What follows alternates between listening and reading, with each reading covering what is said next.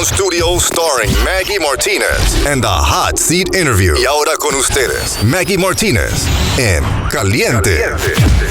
And now, Maggy Martinez. Here she is, Alisha Thomas Searcy. She is the candidate and the Democratic nominee for the Georgia State Superintendent. And this is the whole state. Welcome, Alisha. The whole state. I'm trying to see if my seat is heating up. It's getting hot in here. It's a little bit hot in here. It's going to get hotter. You know what I mean? Alisha is a 6-term former state legislator. She was the first Afro-American elected to the Georgia House of Representatives from Cobb County. She earned a master's degree in education leadership and former superintendent of a network of all-girls schools in the metro Atlanta. And presently, she owns a business as an educational consultant. And That's as right. you see, she has a wonderful background and experience to make it happen for the state of Georgia. What will you do when you get elected to oversee nearly 2,300 schools in the state of Georgia? And we know that each district has their own needs, their own geographical area. Some are urban, some are rural. They have different philosophies and different needs. How do you think you could work with this, and how you're going to make these decisions? Well, first of all, Maggie, thank you for having me on. Yeah. I'm excited to be here. Thank you all for watching and paying attention, because this is a critical election. And so you're right. There are thousands of schools, thousands of children. We have 181 school districts in the state. And some are rural, some are urban. Some in urban communities have the same challenges as rural schools. Some don't. And so what's important is, number one, having leadership at the Department of Education, having a vision at the Department of Education. And frankly, you ready for it to get hot in here? We haven't had that in 8 years. And so I don't want to spend my time talking about the person who's in the job, but we have to acknowledge that we do not have leadership at the Department of Education. We do not have leadership in the state when it comes to public education. And so how you make sure that you address the needs of all the school districts is first by having someone who understands leadership and how to get things done on behalf of children. Second, you know that all kids, in order to learn, regardless of where they live in the state, need the same basic things: high quality teachers, a great curriculum that is a reflection of the students that we serve, and the resources they need to be successful. And so when you have those things, right, we know that every kid needs that. You start there. And then you give the flexibility to the districts after that to determine how you best meet those needs. So for example, in rural areas, we know that our rural districts still don't have broadband in the state. That should be unacceptable. Definitely. We should be angry about the fact that in the last 2 years in particular, during COVID, where there was not broadband, that means there's no internet access. That means that there are children who did not have access to an education in 2 years. And the gap is there. The right? gap is widening. And so you have to understand the needs of rural communities and what they need. You also have to understand the needs in urban communities, where sometimes there are more social issues, right? Because of poverty and all the things that poverty can do to a community. When kids are coming to school, they haven't been fed. Maybe they heard gunshots all night. Maybe they experienced things in their household for the last 2 years that they are not even speaking of. And so all of those things have to be addressed, but we have to know, again, once you take care of those basic things, high quality teaching, great curricular resources, other resources that are needed in terms of technology, etc. And then you deal with what specific districts need. So that's how I plan to serve all of the districts. And one of the things that I'm going to do, Maggie, when I'm elected, because I heard you say when I'm elected, I'm going to spend the first 90 days listening, going around the state of Georgia. Excellent. Hearing from superintendents, from teachers who I care very deeply about, hearing from students and parents about what they need in their schools. What I'm not going to do is start on day one telling people what they need. because I don't profess to know the need of every single district in this state. That's right. That's right. You know, the pandemic has changed the educational arena. Let's put it that way. Do you think the pandemic created a gap in education? And how can we work with this situation? Because as you mentioned, rural students not necessarily were reached through the internet and had a teacher in front of them. And whatever they say and whatever they mention and whatever people talk about, you always need a teacher to learn. Absolutely.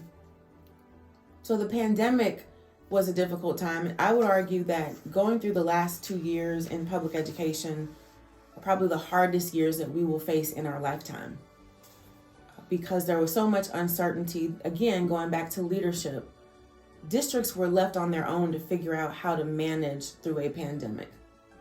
Do I open? Do I close? What are the measures that I use to make that decision? How do I make sure teachers have the resources they need to know how to deliver instruction virtually?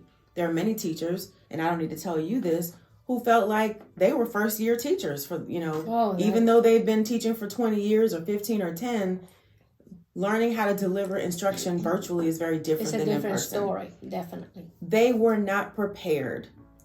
And so we hopefully learned some things, but there was not that leadership, that guidance for districts from our state school superintendent who's currently in office. Teachers need, right? Yes.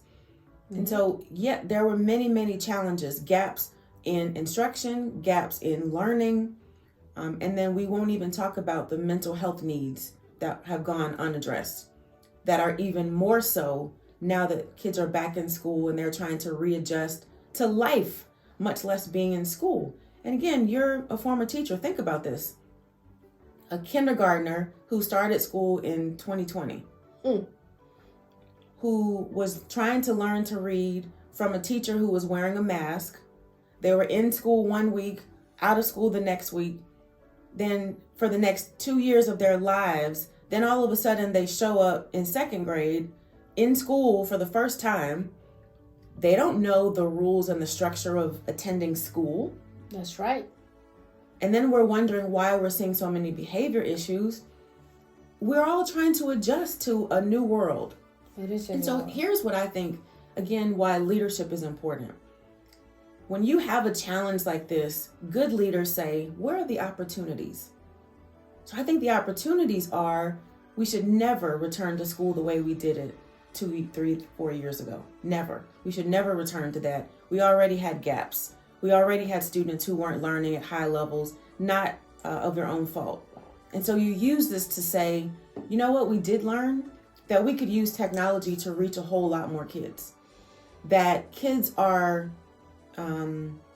flexible and they're resilient and they're able to bounce back and be in school and not be in school. I talk often about how we're still delivering a telegram education to a TikTok generation. Mm-hmm. And what we should have learned through the pandemic is we have to do things differently.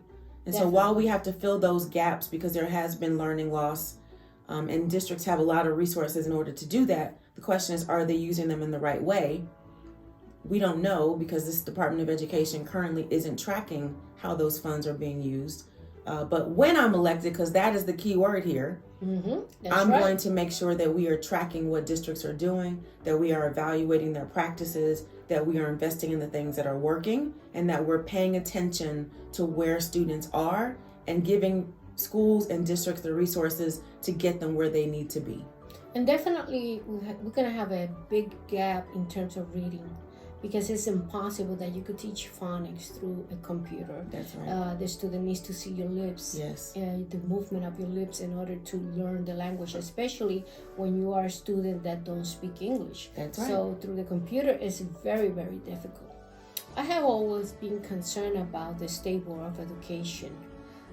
Do you think it's a good representation of the education and the community? Absolutely not. The State Board of Education is appointed by the governor. There are 14 congressional districts, so there are 14 members of the State Board of Education. And I don't believe that it is a reflection of the diversity of our state in terms of the racial makeup. It's certainly not reflective of the diversity of thought. And so that's going to be a concern. But I'll tell you this. I served in the legislature for 12 years.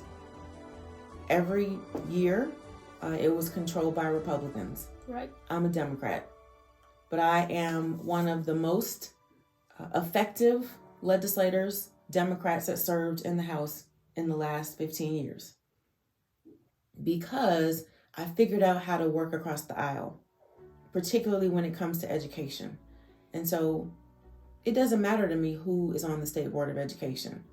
I will find a way to work with them to do what's in the best interest of children. That's right. That's right.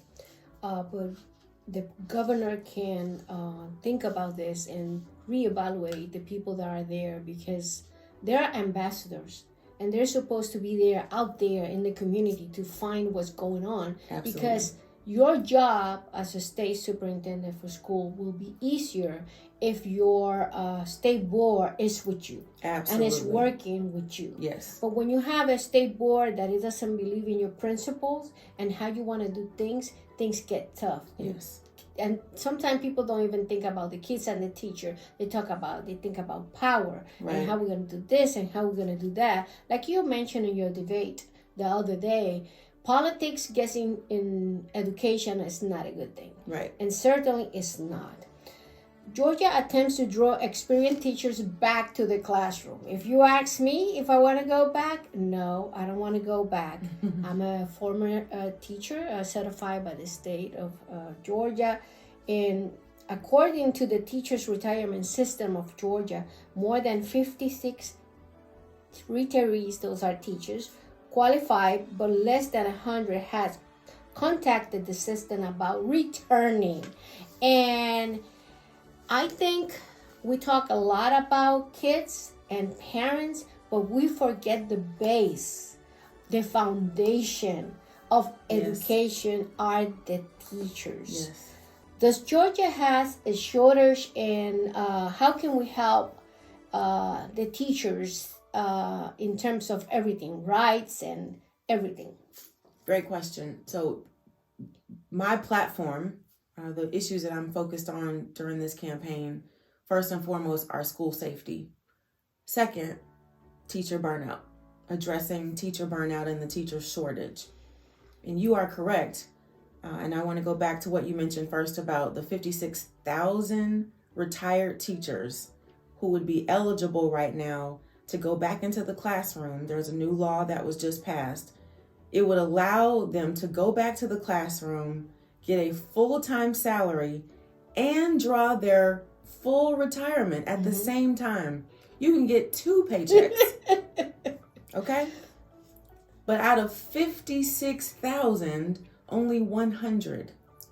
Did you hear that? 100 teachers have inquired about this opportunity. That is dismal. That is sad. That is sad. That is heartbreaking. And it speaks volumes to the fact that teachers, probably many of them so effective, don't want to get back into the classroom. And so not only do we have a shortage, we have a crisis. We are 6th in the nation in teacher shortage. So when you think about that for a second, sometimes you want to be high on the list, sometimes you want to be low on the list. For teacher shortage, you want to be like number 50. Right. We're number 6.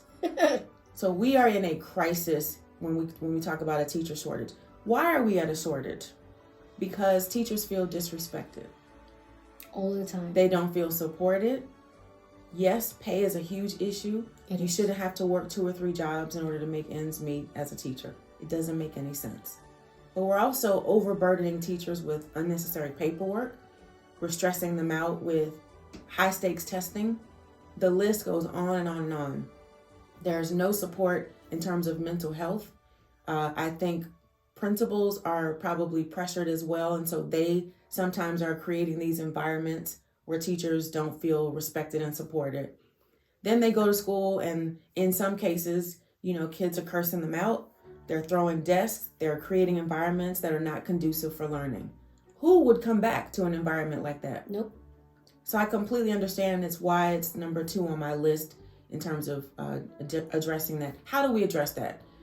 I don't even want to think about attracting and retaining new teachers until we address retaining the ones that we have in classrooms today. That's right. And so here are some of the things that I want to do. Number one, I want to create within my office the Office of the Teacher Advocate. Ooh, excellent. Not, the Office of the Teacher, the Office of the Teacher Advocate, because I do not believe that teachers have had an advocate or a champion for them in at least 8 years.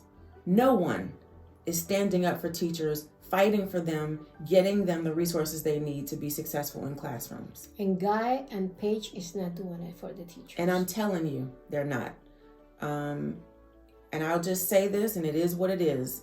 GAE, Georgia Association of Educators, when I was in the legislature, I had 100% voting record on teachers' issues.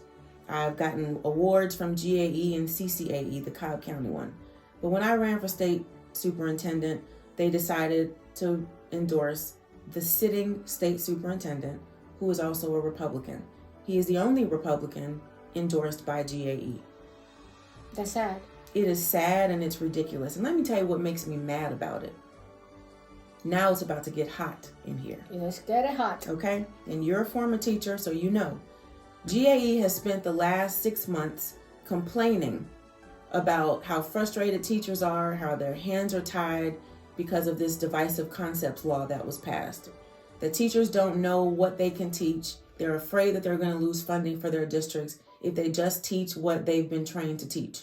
And also, you are afraid as a teacher to talk about certain things that before it was part of your curriculum. Exactly. And so GAE has been, we don't like this law. We want to protect teachers.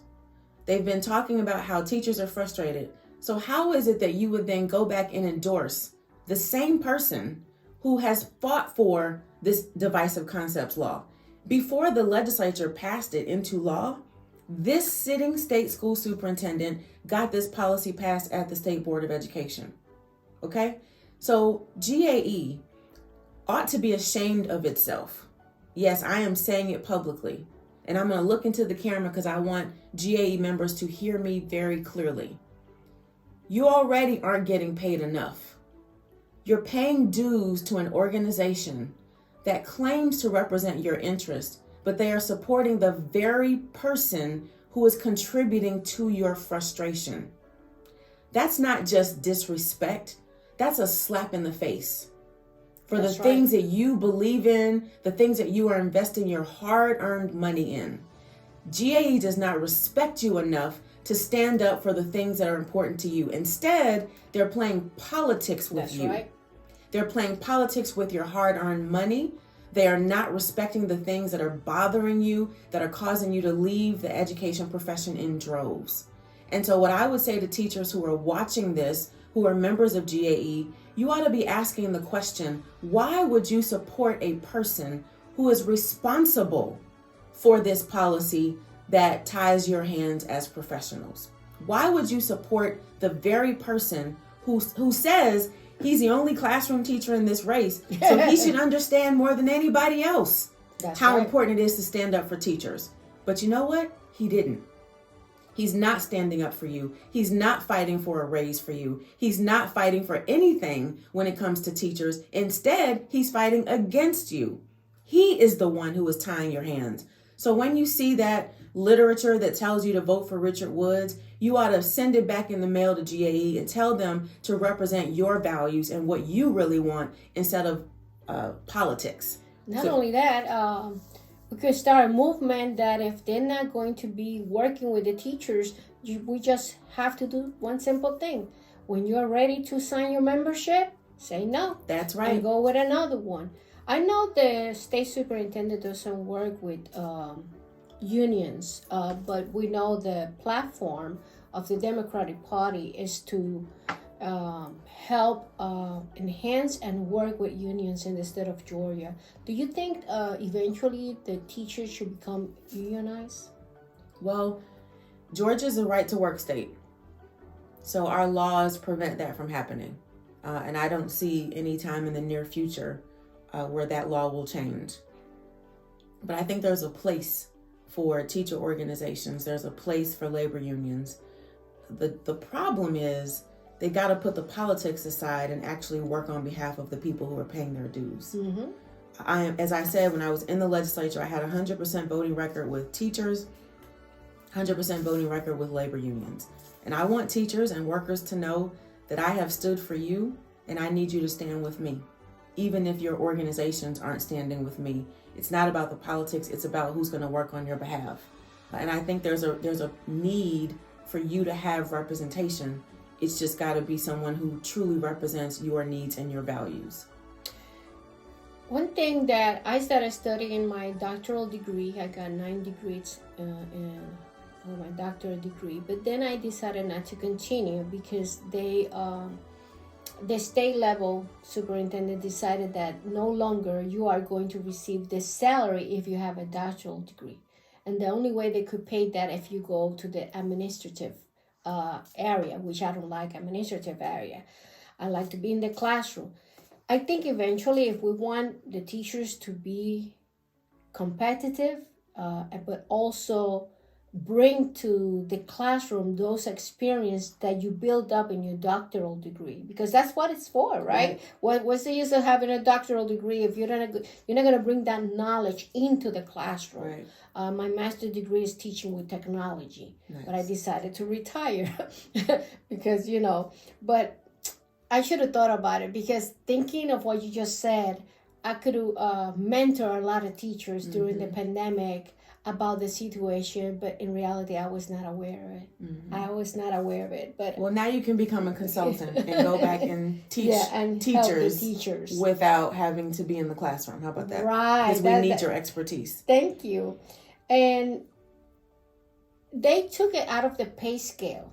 Another thing they eliminated is the support for emotional and stress. They took that program away, which was very good because it was very confidential.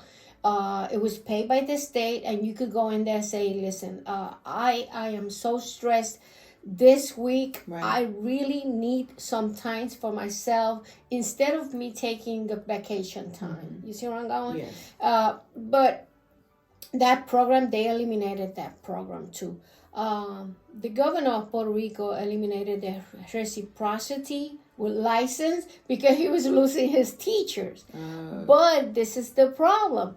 When somebody decides to move to the state of Georgia and teach here, no matter what, they're going to come and teach here. But then the process to get licensed in the state of Georgia is a lengthy one. You're not going to stop being a teacher. You're going to do it no matter what. But that's something that we could work with Puerto Rico to bring those teachers that want to come here. Because, with the last 2 hurricanes, Puerto Rico is going through tough time and they need jobs. And I'm glad you bring that issue up, number one, to point to the fact that we need to recruit teachers from everywhere. When I was superintendent, I would always look at news articles and find the teachers of the year in different places and reach out to them and try to recruit them to my school. I want to recruit teachers to Georgia like we recruit NBA stars. Oh, excellent. And so I'm glad you brought that to my attention. I love Puerto Rico. I love all these other states and territories in the United States, but I need all the best teachers in Georgia. Okay. So I thank you for bringing that to my attention, because I might be traveling to Puerto Rico soon. Okay, I go with you. Please. Yo hablo español poquito. Okay. So anyway, the other thing that we need to do is really look at all the barriers that we have in place for recruiting and retaining teachers, but also how we compensate them. I am concerned that, even when you talk about reading, we talked about reading before, the most expensive endorsement you can have is a reading endorsement. But it's the most critical need that we have in the state. So there are all these things, these barriers that we have in place, reciprocity from other states or other territories, the degrees, teachers are getting more degrees because they want to make more money, but then they have more debt, so they're really not seeing it. All these things are, for lack of a better word, dumb. Yeah. So I used to work in the school, and I used to work here in Home Depot. I had 2 jobs, just so you know. So and that should be unacceptable. So I want us to look at all of these barriers. It's part of why we have a teacher shortage, because we have all of these barriers in place, and people may not agree with this, but research says just having more degrees does not make a teacher more effective.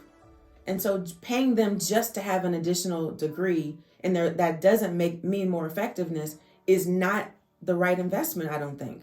We want teachers to have more degrees because it gives them more knowledge, and that's helpful, but I don't think it should be tied to pay. I think there are other things that we can do. Yeah. Longevity is one, and that's certainly in place already.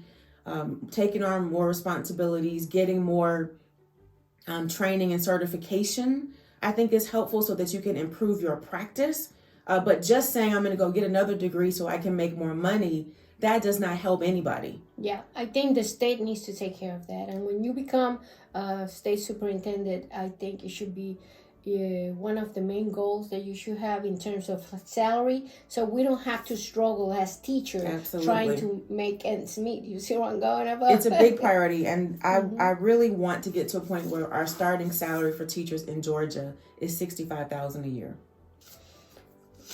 I think it's a good number.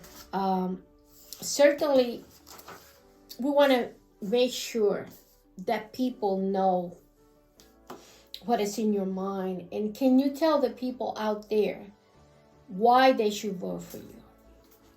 You should vote for me because I'm qualified. I'm the only candidate in this race who has been a state legislator before. This is a policy job. The state school superintendent is required to work with the Department of Education, not just work with it, but lead the Department of Education, work with the State Board of Education to pass policies that have been sent over by the state legislature. I have been a state legislator, so I know how the process works. I'll be a champion for teachers, a champion for students, a champion for parents. So I have that experience to know how to work each part of this process. I've also been a superintendent. This current state superintendent has never led schools prior to being in this job. So that ought to explain to you why so little has been done. So vote for me because I'm the most experienced.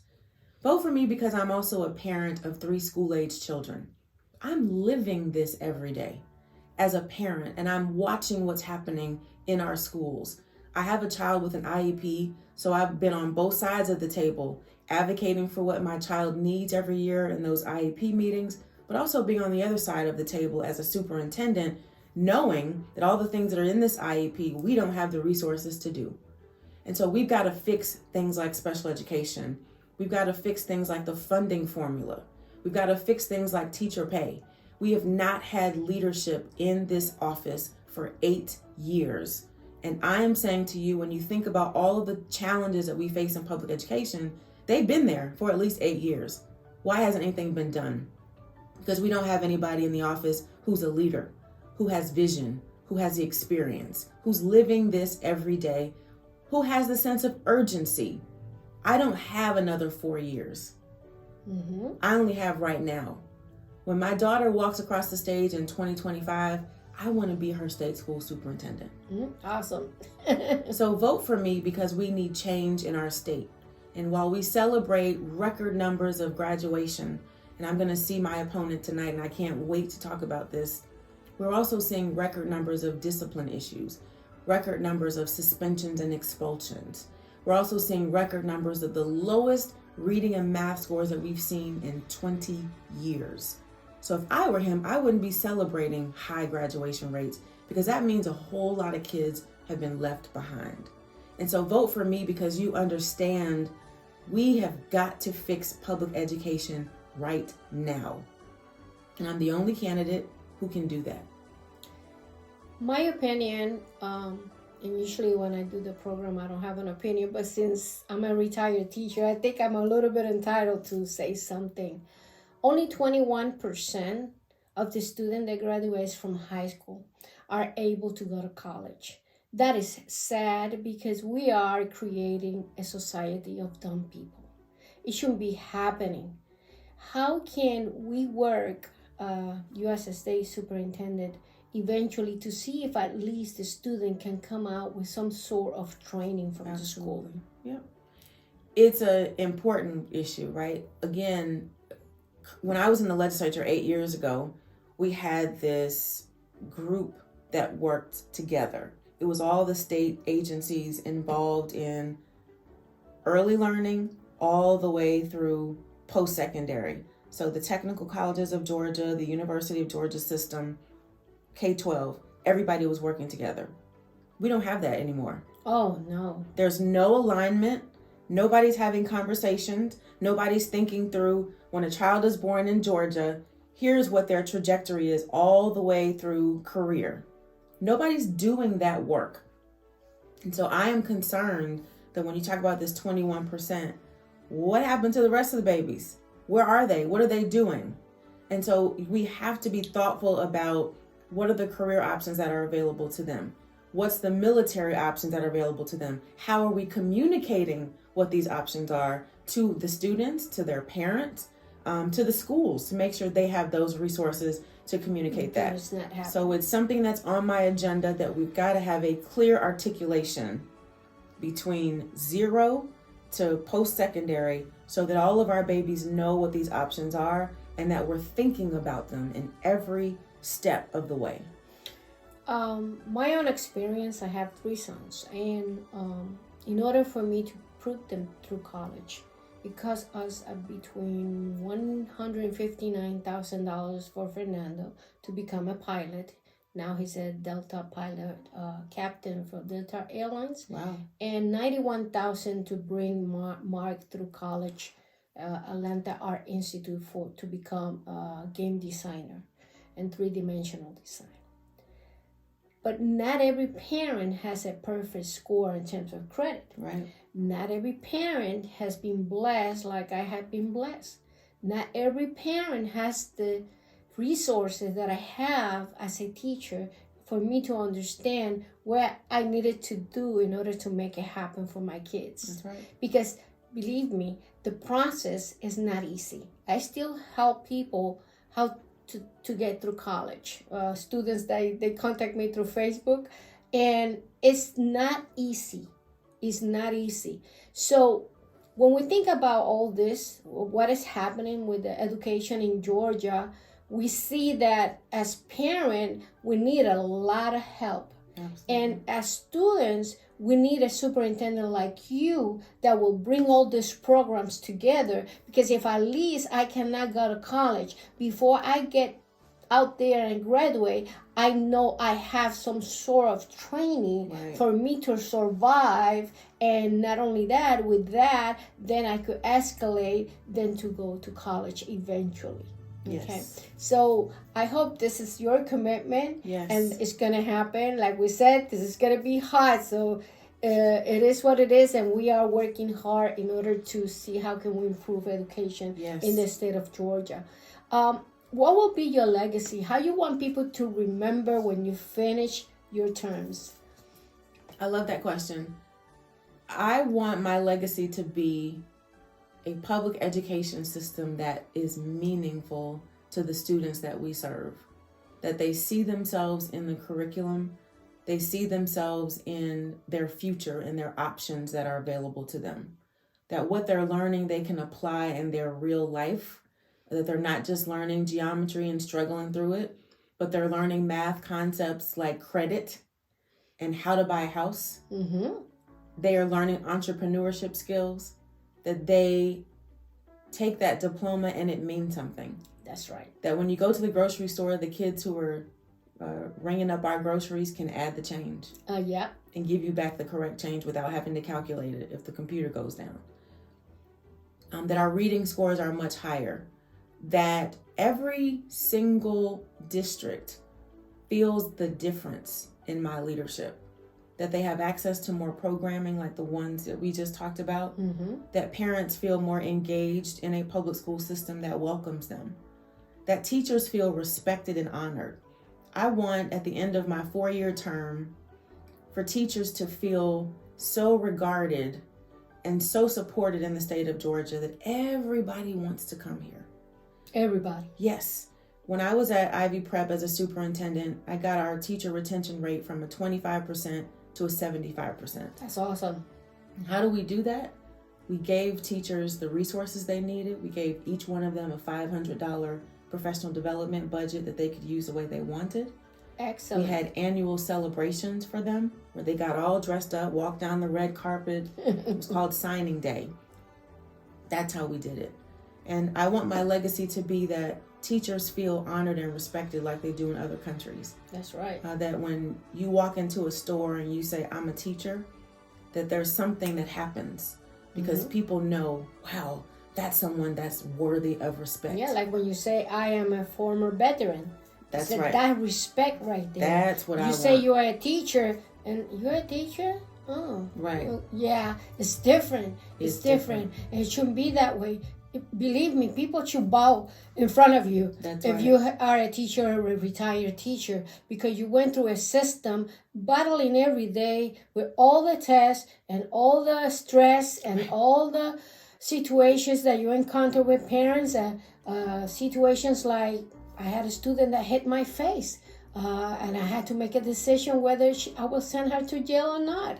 You see, we're talking about safety. We're talking about so many issues that need to be addressed because the teachers are not being respected by the parents, by the colleagues, by the administrators, and even society doesn't respect you as a teacher.